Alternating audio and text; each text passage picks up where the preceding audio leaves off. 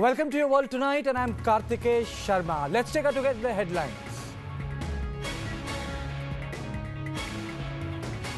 Massive protests in Chennai's Marina beach for a second day in support of Jallikattu.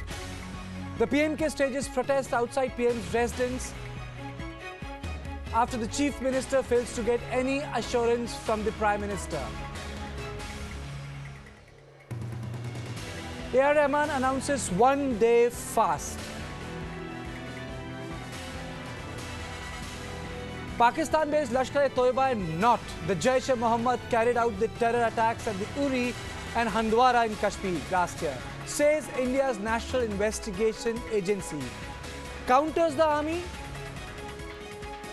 Stand made public. Horrific road accident in northern India. 25 children killed as their school van rams a truck at Etah in Uttar Pradesh.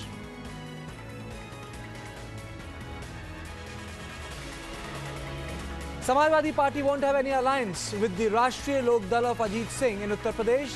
The Samajwadi Party to contest from over 300 of the 430 seats in the assembly. And Yuvraj Singh cracks a ton on comeback. Mahendra Singh Dhoni scores a century too as India pile up 381-6 against England in the second ODI at Cuttack.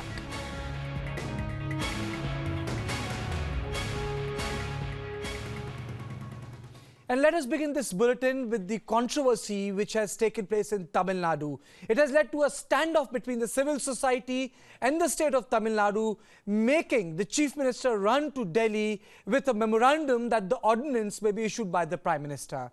What started off as protest against a Supreme Court ban on Jallikattu, a traditional sport seen on Pongal Day, has become something of a mass movement across the state of Tamil Nadu. For the second consecutive day, today, massive crowds thronged the Marina beach area in Chennai, even as Tamil Nadu Chief Minister Panneerselvam met the Prime Minister Modi on Thursday morning to resolve the issue.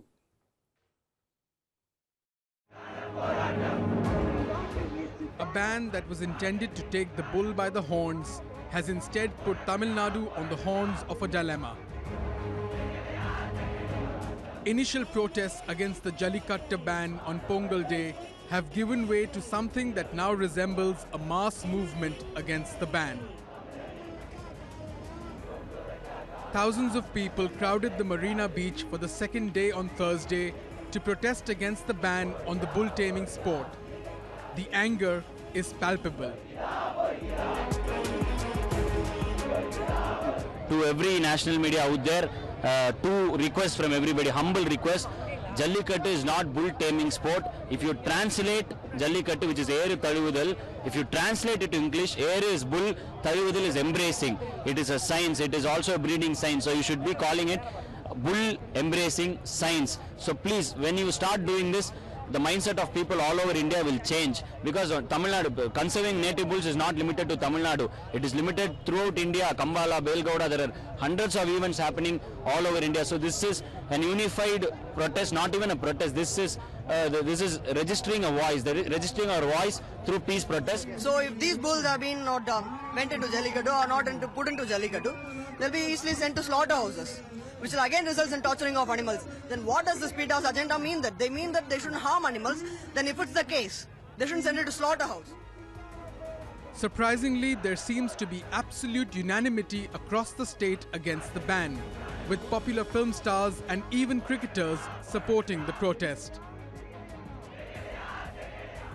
Kamal Hassan, Rajnikant, Surya, Vijay, among other stars, have sided with the protesters that demanded that the NGO PETA, People for Ethical Treatment of Animals, be banned instead. PETA is championing the campaign against the bull taming sport. The situation is explosive, and with Republic Day just around the corner and Marina Beach being one of the venues for the celebrations, the government is running against time to defuse the situation. Bureau Report, WION. Now we are joined by our correspondent Nishchita from Chennai. Nishchita, my question to you is that, going by the way civil society members have camped out at the Marina Beach, Do you think there'll be a respite tomorrow or day after of any breakthrough? Well, it doesn't seem like any respite is in store. Whatever respite was expected was from today's meeting between Chief Minister Om Panneerselvam as well as Prime Minister Narendra Modi. But as we know, that has not really come through, with the Prime Minister going on to state that the matter is sub judice and the centre is not really planning on passing an ordinance effectively removing the bulls from the list of animals that can be used for such entertainment and sporting activities. But despite the disappointment that these locals have received from the Prime Minister, they're not deterred. Even at this time, well past 8 o'clock, protesters are still on the streets right next to Marina Beach and are staging an agitation Karthik. Nishita, I would like you to be with us for a minute. We are also joined by Kalyani Shankar, political commentator and senior journalist. Kalyani, my first question to you is that the whole controversy is about, the whole movement is about what constitutes Tamil identity. But there is another argument to it, that is of the progressive lawmaking. And should public sentiment make the courts hostage to it? Where is the balance in a democratic system? Kalyani. Well, you see, Tamil Nadu is a different kind of state. Yes? Yeah, Tamil Nadu is a different kind of state. You see, it's a very emotional state. Anything happening, they go for self-immolation. Anything happening, they come to the street. So it's a different kind of thing, and they seriously believe that this Jallikattu is their tradition, and the center and the Supreme Court is hurting their Tamil pride. So the question now is Tamil pride and not anything else. And also people who might not have seen, also some of the youngsters who are there, I don't think that they would have even participated in Jallikattu or what it is. I don't think many of them know. But still, they think that it is a duty to come to Marina Beach and then protest against all these things. But the basic problem here is that the political parties are also instigating this. You see, they are not coming forward because these students are not allowing them to come to the venue. But then definitely you could see their hand in it. And also they are trying to make use of this to hit at Panneerselvam. But just taken over as a I think that's a pertinent... and also Shashikala, AIADMK, new General Secretary. So it's all converging together. You might have noticed that 3 years ago also, it's the third time Jallikattu is not happening. But last year it wasn't so bad. You know, somehow Jayalalitha was able to handle the situation much better. Are you saying it is because of the political vacuum, Kalyani? Hello? Are you saying it is because of the political vacuum in absence of Jayalalitha that other leaders with lesser stature have not been able to handle this Jallikattu crisis? No, definitely. You see, Panneerselvam or Shashikala are no patch to Jayalalitha's political maturity. There is no doubt about that. But the point is that right now, Panneerselvam is still not stabilized. Shashikala is new. She's got a new competitor in the form of Deepa. So things are still very fluid in Tamil Nadu and they have not settled down. And so now at this time, and Stalin of the DMK is now become the working president. He wants to show that he's really leading the party very well. So all these things are put together. Well, this new situation has happened. But it's very worrying because the youth power is very, very dangerous.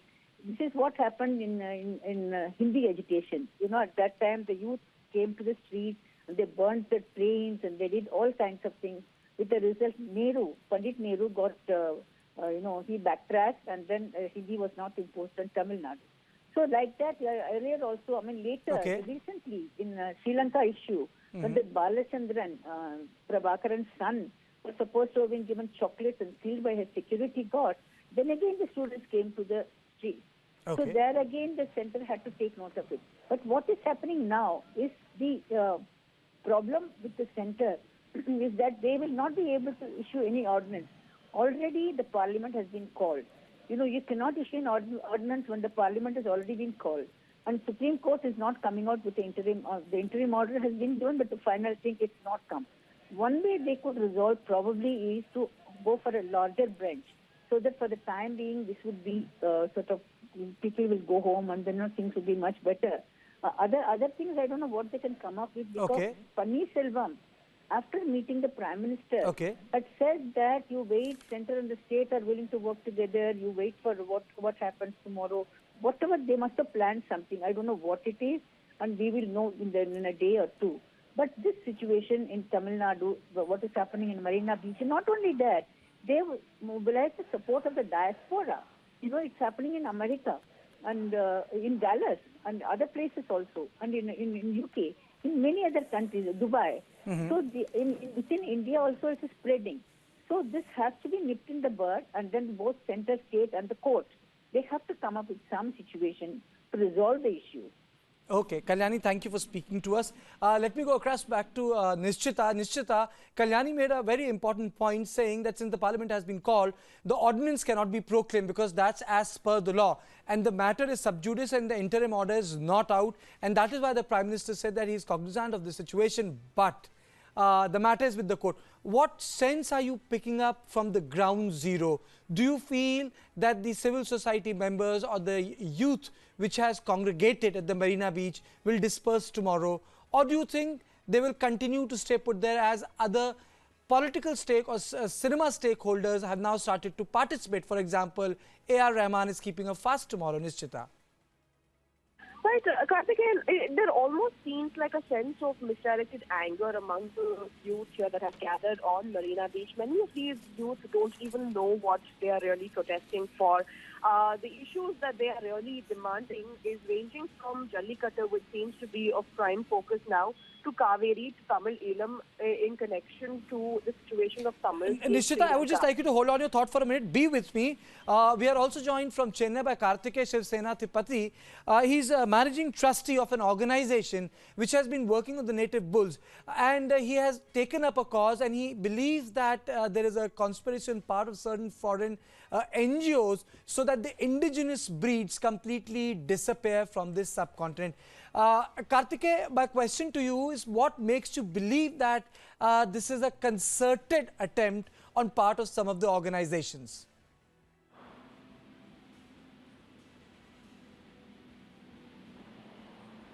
Hello. Mr. Karthik, can you hear me? No, now I can hear you. Can you repeat the question, please? Yes. Karthikeyan, my question to you was that why do you feel that this is a concerted attempt to ensure that the domestic bull breeds vanish from the subcontinent? What makes you believe that? Because you have been campaigning on that point. Where does PETA or the other animal welfare organizations have the immense funds they pay to senior councils in the Honorable? I'm not against the senior councils. I have the highest respect for people like Mr. Abhishek Manu Singhvi or Mr. K.K. Venugopal, Sandy Grover, Mr. Arima Sundaram. I have the highest regard for them. I'm not questioning about them. I'm asking, where does these animal welfare organizations have funds to hire such legal talent? One. Okay. Where do they get funds from? I'm coming to Delhi tonight. Tomorrow we are trying to meet the Prime Minister and the Minister for Environment and Forest. If I come to Delhi, we farmers, livestock keepers, we stay in friends' houses, relatives' houses. But where do these people get money to stay in Ashoka, ITDC Ashoka, and take a selfie and post it? All members from the Animal Welfare Board of India, the CUPA, the FIAPO, PSA, Humane Society International, Blue Cross, PETA, they all stay in such hotels. Where do they get such money from? Point number two. Point number three. Last month, if you see in Maharashtra, PETA went, took back 5,000 numbers of bullets, and they gave 500 tractors to the farmers. One farmer who is not a farmer are doing zero budget farming. That means using cow dung and agriculture for farming.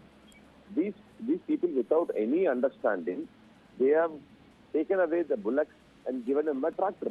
One farmer has asked them, where will the cow dung come in this tractor? He doesn't know.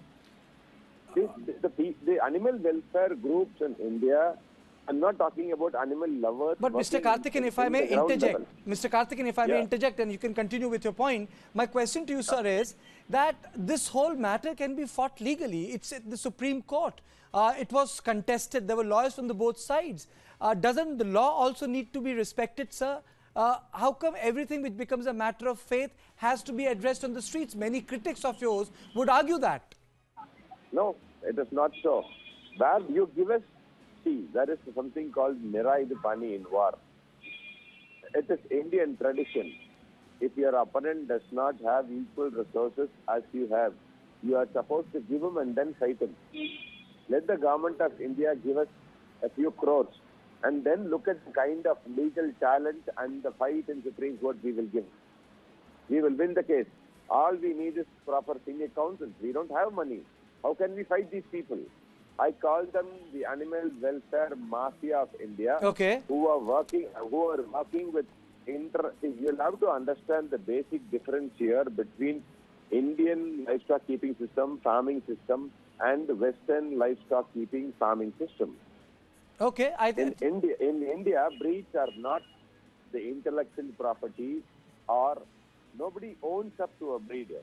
Okay, I think that's a fair point. Mr. Karthik, it's a fair point. No, it's a fair point, but we are running short of time. I think you have made a fair point. Your critics would differ from you, but you have made your point. Thank you very much, sir, for making time for WION. But I would like, before we move on to the interview which my colleague Shailja Verma, whom she spoke to, Mr. N.G. Jayasimha, who is the Animal Welfare Board member, and as to why this issue is important. The larger point here is that there is a clash between progressive lawmaking and public opinion. So the larger question which WION is trying to address is, can the issues of faith, can the issues of what is essential to tradition should only be addressed on the streets when Supreme Court is cognizant of the matter? Now, before we go further into this debate, let's listen to what Mr. Jayasimha had to tell my colleague Shailja. Mr. N.G. Jayasimha, member of the Animal Welfare Board of India, joins me on WION. Mr. Jayasimha, thanks for speaking to WION. Your thoughts on the current controversy over Jallikattu and the protest, the massive protests in Tamil Nadu? Right. I think we should respect the protesters, right? The Constitution of India allows that every single citizen of this country has a right to protest. And what the protesters are doing is something that they have the constitutional right for. On the same hand, the Constitution of India also provides in Article 141 and Article 142 that it's the duty of the country as well as the government to ensure that the Supreme Court's orders are enforced. From a peon till the president of this country is kind of bound by it. The Supreme Court has categorically said that Jallikattu cannot happen and it's an intrinsically cruel game. So while we respect the sentiments as well as the fundamental rights of people to protest, we should also respect the fact that the Constitution has given the authority to the Supreme Court, and the Supreme Court has said that there cannot be any Jallikattu, and I hope that there is no executive overreach to overturn the orders of the Supreme Court. People in the popular sentiment in Tamil Nadu is that organizations like PETA should be banned, and there is a growing anger against animal rights organizations, and you are actively speaking out against Jallikattu. Right. I think killing of a civil society movement is not a good thing. Right? As an overall in democracy, we need to ensure that there are different variant things. In any case, one person wins, another person loses. And I don't think we need to make it personal against anybody. What we need to do is follow the democratic system, follow the constitutional system, and whatever is the outcome of that particular system is something that one has to be happy with. And if you want a social change, then you work along with it.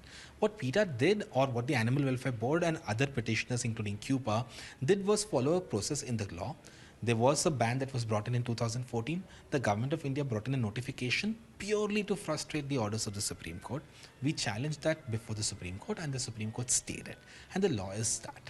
Today there was a meeting between the Tamil Nadu Chief Minister and the Prime Minister of India. Out of that, there was no categorical remark by the Prime Minister. It remained to be a very politically correct stand taken by the centre. I think it's a legally correct stand than a politically correct stand, because what the Tamil Nadu Chief Minister was hoping was that there would be an executive overreach and the central government would act.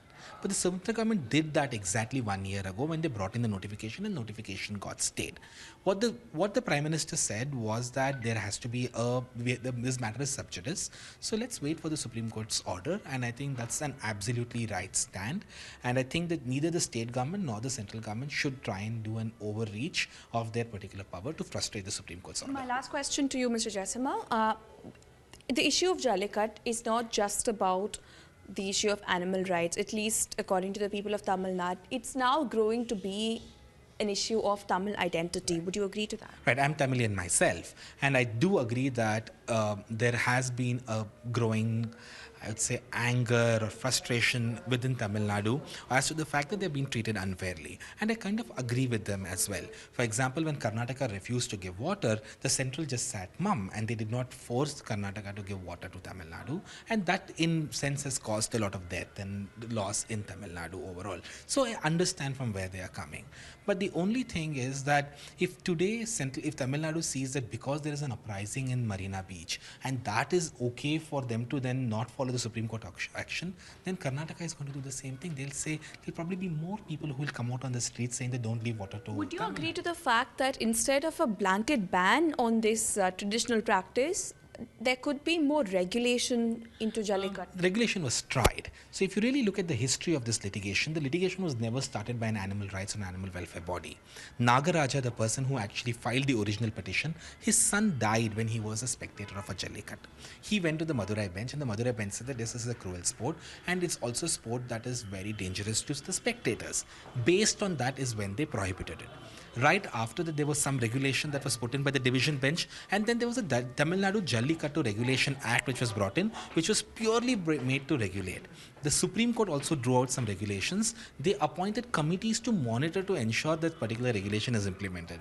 Finally, the Supreme Court came to a conclusion that this sport is intrinsically cruel because this sport requires the animal to be incited and it needs to run. And there's no way to incite a bull to run until unless you inflict pain and suffering on it. And to me, the regulation has already been tried and it's tested.